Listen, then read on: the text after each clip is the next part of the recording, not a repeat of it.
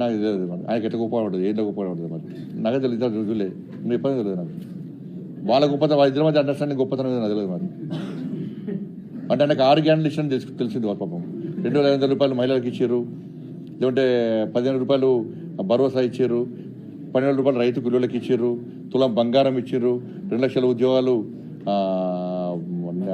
భర్తీ చేశారు, లేకుంటే 4,000 రూపాయలు నిరుద్యోగ వృద్ధి ఇస్తున్నారు, 4,000 రూపాయలు ఆసరా పెన్షన్లు ఇస్తున్నారని తెలిసింది కావచ్చు ఆయనకి. ఇట్లా రెండు పక్క చోళ చెప్పారు కావచ్చు ఆయనకి.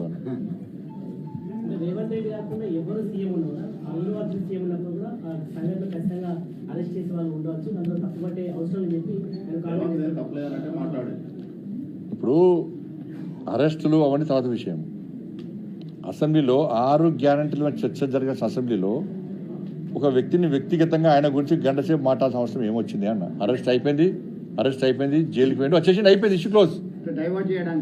అంతే, 6 గ్యారెంటీ డైవర్ట్ చేయడానికి. ఇప్పుడు ఏమైనా చర్చ ఏమైంది? అసెంబ్లీలో దేని చర్చ జరిగిందంటే అల్లు అర్జున్ చర్చ జరిగిందని ప్రజలు చెప్పుకునే పరిస్థితి వచ్చింది. వాళ్ళు ఆ చర్చ అవసరమా అని మేము అంటున్నాం.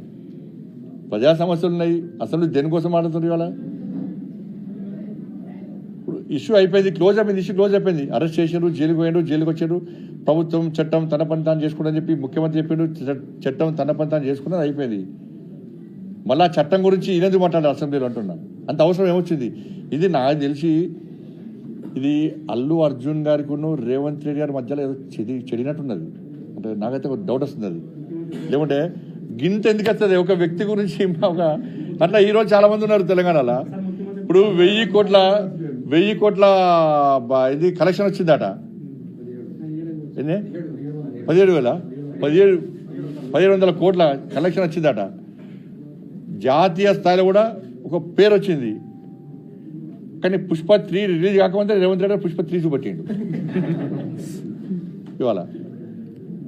ఇది ఏందో ఉంది ఇద్దరి మధ్యలో. మరి ఆయన చెప్తారు, ఈయన చెప్తలేడు. మధ్యలో మిగతా పిచ్చలేకపోతున్నారు.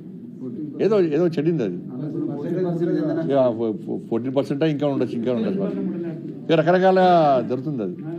దాని మీద లాస్ట్కి ఏమే ఎవరైతే ఫిర్యాదు చేసి ఉంటే ఆయనే కాన్ఫిడెంట్ తీసుకునే. ఇలా ఏమే పరిస్థితి వాళ్ళ